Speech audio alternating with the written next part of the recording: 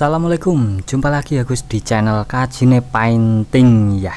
Kali ini kita punya spray gun baru F75, ini dari produk Lipro ya.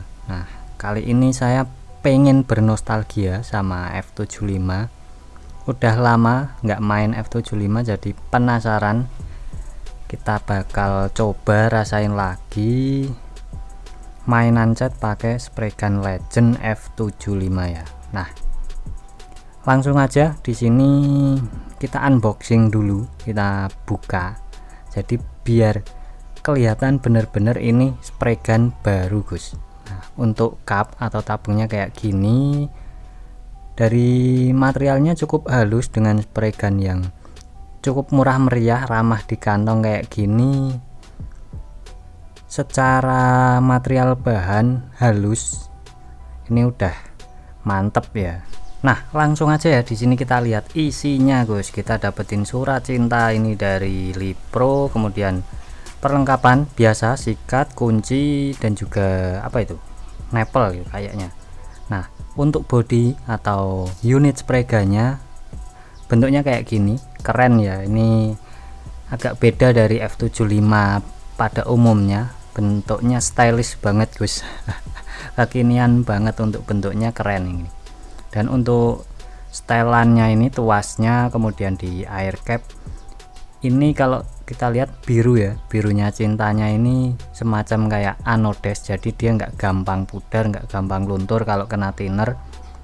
Beda kalau yang modelnya cat kayak gitu, dia kena thinner aja bisa langsung pudar bahkan luntur Gus. Kalau ini aman karena semacam sistem anodes.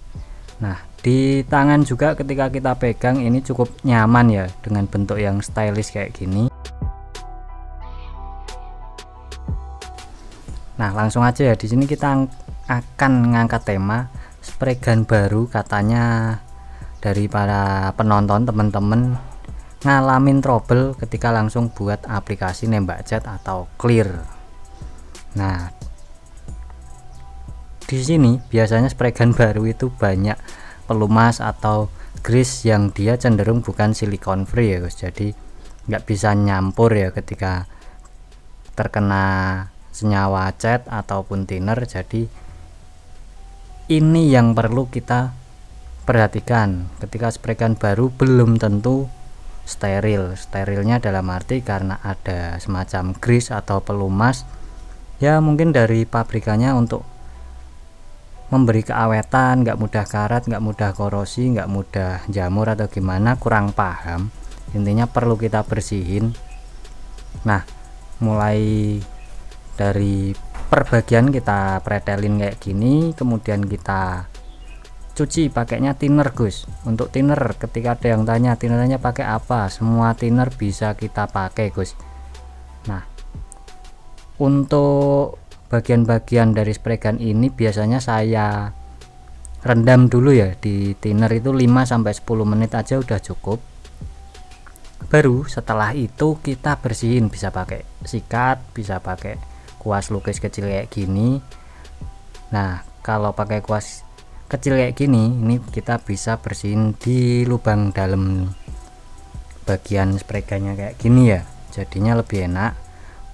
Untuk pakai sikat, kita bagian luarnya kita bersihin. Nah, ini yang sering jadi kendala kalau teman-teman langsung buru-buru spray gun baru buat nembak tanpa dicuci, ya resikonya trouble. Di panel yang ada cat atau clearnya itu terkesan kayak ada bagian-bagian yang enggak ketutup, kemudian kelihatan bercak-bercak minyak. Nah, itu biasanya dari spray gunnya Gus. Nah, kali ini untuk body, kenapa kita perlu bersihin juga, perlu kita sikat pakai thinner kayak gini? Karena di awal tadi saat saya unboxing ya, atau saat saya buka, bodinya ini terlihat, kalau bahasa di sini, ngelenyit kayak berminyak gini Gus.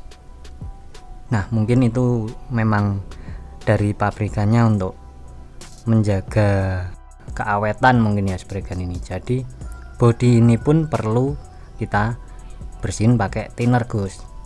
agar nanti betul-betul steril luar dalam. Kemudian setelah kita sikat ya cukup kita lap pakai tisu aja, dia beres. Nah, di bagian nozzle ini apakah perlu kita lepas sekalian ya? Kalau saya biasanya spray gun baru tetap kita lepas. Nah, ketika kita mau ngelepas nozzle ini kan agak susah.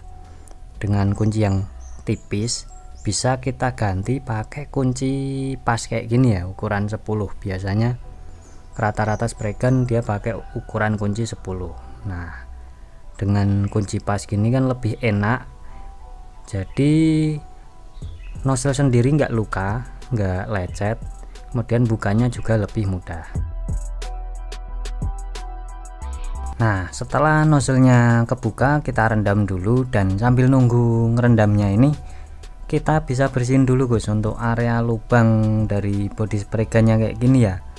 Ini biasanya silikon atau grease itu suka masih ada yang tertinggal di dalam, di celah-celah area lubang jarum. Nah, biasanya dia masih sedikit nyisain di situ. Jadi memang mau nggak mau kita perlu cukup teliti dan telaten ya ketika ngebersihnya ini, karena resiko ketinggal sedikit aja kadang dia masih bisa bikin hasil cacatan kita jadi trouble guys. Nah, setelah nozzle udah kita bersihin, body kita bersihin lagi, kemudian kita lap. Nah, di sini untuk thinner yang bekas kita nyuci, kita ngerendam ini kelihatan nguning ya.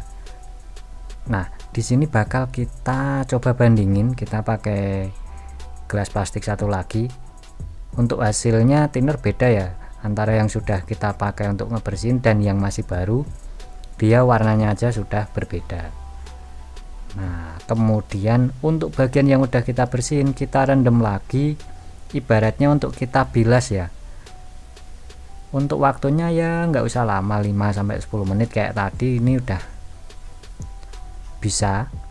Kemudian setelah selesai kita rendam, cukup kita langsung aja bersihin dan kita lap pakai tisu, jadi nggak perlu kita sikat lagi, nggak apa-apa karena sikatnya cuma satu guys. Kecuali teman-teman punya 2 sikat, ini bisa yang satu untuk ngebersihin awal, yang satu untuk proses pembilasan lagi. Nah, kalau cuma ada satu kayak gini kita bisa langsung pakai tisu guys, jadi lebih enak. Usahakan semua bagian ini bersih ya, biar nanti ketika nembak itu enggak ada trouble yang terjadi. Nah, setelah itu kemudian lanjut kita pasang satu persatu peritilan atau bagian-bagian dari spray gunnya guys. Untuk masang urutannya enggak ada urutan tertentu ya, biasa mungkin dari nozzle kita pasang, kemudian air cap, kemudian di bagian belakang kayak gini. Nah, ini kan agak susah masang mur ya, mur kayak gini. Caranya kayak gini seperti di video.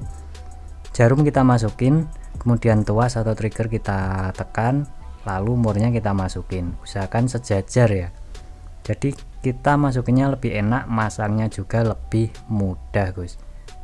Nah, biasanya ada teman-teman yang suka bilang masangnya agak susah, bahasa di sini mungkin nyelempit kayak gitu, kecil, depan mepet, belakang juga ada trigger atau tuas. Nah, caranya kayak gini mudah banget guys.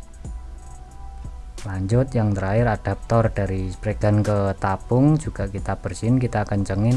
Untuk ngencenginnya nggak harus kenceng banget, asal kita set gitu aja udah kenceng, udah cukup. Dan yang terakhir untuk tabung atau cup ini ya sekalian aja tetap kita bersihin ya, jadi semua unit, semua bagian ini betul-betul bersih dan steril, terutama di lubang-lubang kayak gini yang kita takutin dia masih ada silikon atau grease-nya. Dan juga setelah itu di bagian luar cupnya tetap perlu kita bersihin. Nah, dijamin nanti hasilnya akan maksimal guys. Spray gun baru setiap yang mau saya pakai caranya seperti ini. Oke, cukup sekian video kali ini, semoga bisa bermanfaat. Terima kasih. Wassalamualaikum warahmatullahi wabarakatuh.